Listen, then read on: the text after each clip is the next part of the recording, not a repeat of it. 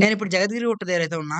దాదాపు 20 నిమిషాల నుంచి వెయిట్ చేస్తున్నా. ఆర్డర్‌లయితే పడట్ల. ఆర్డర్ కోసం వెయిట్ చేసి చిరాకైతే వస్తుంది భయ్యా. 10 నిమిషాలకు ఒక ఆర్డర్ వస్తుంది. ఆర్డర్ యాక్సెప్ట్ చేద్దాము అనుకునేసరికి పికప్ అంటే డ్రాపే దగ్గరగా ఉంది. పికప్పే 3 కిలోమీటర్లు చూపిస్తుంది. అలాంటి ఆర్డర్‌లు యాక్సెప్ట్ చేసి మన టైము, మన పెట్రోల్ 2 వేస్ట్ చేసుకునే దానికంటే లాంగ్ ఆర్డర్ వస్తే యాక్సెప్ట్ చేద్దామని చెప్పి వెయిట్ చేస్తూ ఉండగా ఒక ఆర్డర్ అయితే వచ్చింది. ఆర్డర్ రాగానే యాక్సెప్ట్ చేసిన. పార్సెల్ ఆర్డర్‌ది పికప్ లొకేషన్ చూస్తే పక్కనే ఉంది. డైరెక్ట్‌గా నావిగేషన్ ఫాలో అవుతూ పికప్ లొకేషన్‌కైతే వచ్చేసాను. పికప్ లొకేషన్‌కి రాగానే కస్టమర్‌కి కాల్ చేస్తే ఈ టవర్స్ లోపలికి రమ్మన్నాడు భయ్యా. ఆ టవర్ లోపలికి వెళ్లి రావాలంటే 10, 15 నిమిషాలు టైం వేస్ట్ అయిపోతుంది. అందుకోసమనే కస్టమర్‌కి రిక్వెస్ట్ చేసినా, "అన్న నేను లోపలికి రాలేను. మీరే వచ్చి ఐటెమ్ ఇవ్వండి" అని చెప్తే తనే వచ్చి ఐటెమ్ అయితే ఇచ్చేసారు. ఐటెమ్ అయితే పిక్ చేసుకున్నాం కదా! డ్రాప్ లొకేషన్‌కి అయితే వెళ్దాం. మీకెప్పటి నుంచో ఒక విషయాన్ని అయితే చెప్పాలనుకున్నాను. అదేంటంటే డబ్బులు సంపాదించడం వల్ల కూడా మన లైఫ్, మన కెరియర్ నాశనం అవుతుంది అంటే మీరెవరైనా నమ్ముతారా? నేనైతే 100% నమ్ముతాను భయ్యా. ఎందుకంటే 8 సంవత్సరాల కిందట బైక్ టాక్సీలోకైతే వచ్చాను.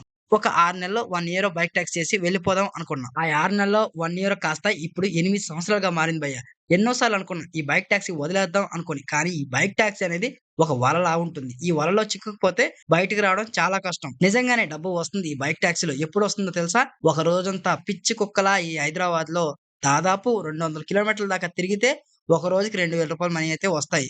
ఈ బైక్ టాక్సీ నా వల్ల కాదు. నేను చేయలేను. బ్యాక్ పెయిన్ వస్తుంది. బండి ఖరాబ్ అయిపోతుందని ఎన్నో సార్లు అనుకున్నా. ఎక్కడైనా జాబ్ చేసుకుందాము అని అనుకున్నా. జాబ్‌కి వెళ్తే అక్కడ 10,000, 15,000 సాలరీ ఇస్తామంటున్నారు. ఆ సాలరీ ఈ హైదరాబాద్‌లో మనం సర్వైవ్ అవ్వడానికి సరిపోదు. మన ఫ్యామిలీని మెయింటైన్ చేయడం కూడా సరిపోదు. చాలా సార్లు అనిపించింది. ఊరెళ్ళి పొలం పని చేసుకుందాము. అలాగైనా బతుకుకుందాం అనేసి. 3 పూటలు తినమొచ్చు గాని, పొలం పని ఎలా చేస్తారో, పంట ఎలా పండిస్తారో మనలో చాలా మందికి తెలీదు. నా 10థ్ క్లాస్ అప్పుడు మా నాన్న పొలంకి రారా బాబు అంటే, లేదు నాన్న ఈరోజు ఎగ్జామ్ ఉంది అని చెప్పి స్కూల్‌కెళ్ళిపోయేవాడిని. స్కూల్‌కెళ్ళి ఎగ్జామ్‌కెళ్ళేవాడినా? లేదు. స్కూల్‌కెళ్ళినట్టే ఎళ్లి సినిమాలకి, షికారులకెళ్ళి టైమ్ వేస్ట్ చేసుకునేవాడిని. ఆ రోజుల్లో నేను చక్కగా చదువుకుంటే, ఈ రోజు నేను చక్కగా జాబ్ చేసుకునేవాడిని. బట్ ఆ రోజు చదువుకోలేదు. నేను పని కూడా నేర్చుకోలేదు. అంటే నా దగ్గర ఎడ్యుకేషన్ లేదు.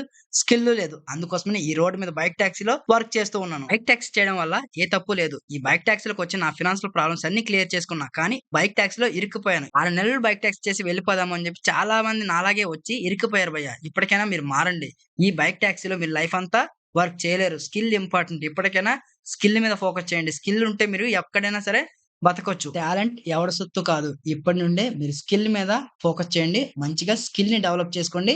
బైక్ టాక్సీ చేయడంలో ఎలాంటి తప్పు లేదు. బట్ ఈ బైక్ టాక్సీలోనే లైఫ్ అంతా సర్వైవ్ అయిపోదాం అనే ఆలోచన మాత్రం పెట్టుకోకండి. నేను ఫేస్ చేసిన ఈ ప్రాబ్లమ్ మీలో ఎంతమంది ఫేస్ చేస్తున్నారో అనేది కింద కామెంట్ సెక్షన్‌లో కామెంట్ చేయండి. ఈ పార్సెల్ డెలివరీ చేశాను.